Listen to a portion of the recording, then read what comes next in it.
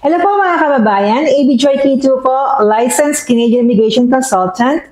Welcome po sa aking channel, Your Immigration Pathway.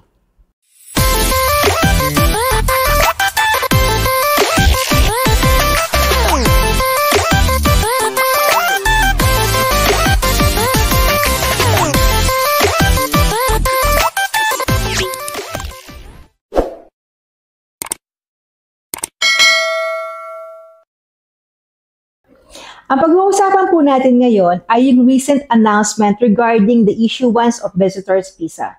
Let me give you a background first po. Ang visitor's visa po ay kailangan niyo po yan para makapasok po kayo sa Canada, especially po sa mga Filipinos.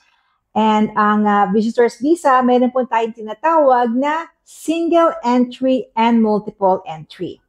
Ang single entry po, of course, one time lang po kayo makakapasok sa Canada.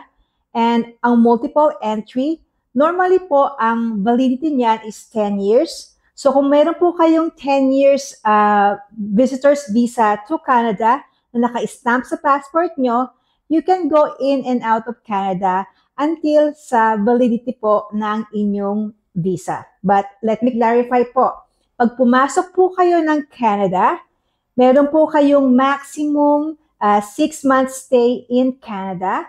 Kung gusto niyo po mag-stay, pwede po kayong mag-apply ng visitor's record. Huwag po kayong magbe-base doon sa stamp nyo sa passport. And ang multiple entry po na nakastamp sa passport nyo, yan po ay magagamit nyo until sa expiry date niya.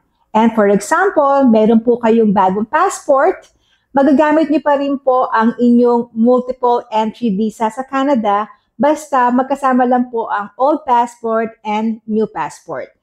Now, ano po yung changes na to? For example po, mag-a-apply po kayo ng multiple entry.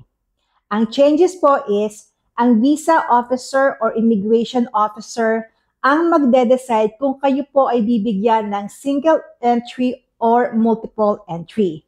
And also, yung validity po ng inyong visa.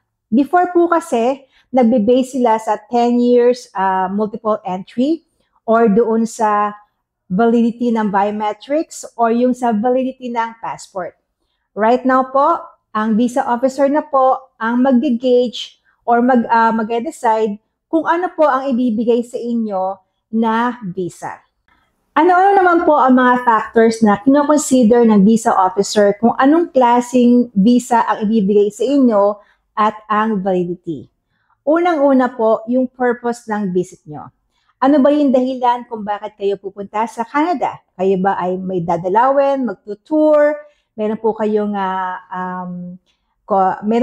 a-attendan na event or any training. So kung ano po yung reason nyo, doon po sila magbe-base kung ano po ang bibigay sa inyong visa.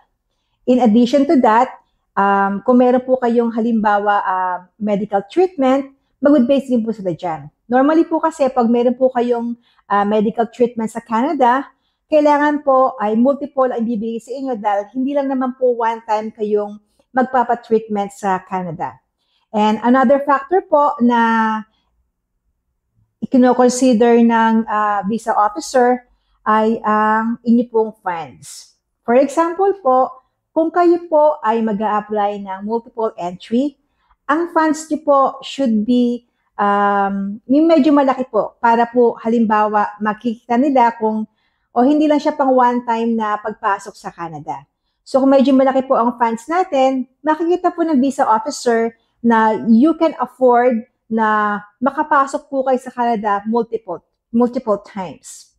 Kung kayo naman po ay ini-invite ng inyong family sa Canada, titignan din po nila ang proof of funds ng mga mag-i-invite po sa inyo.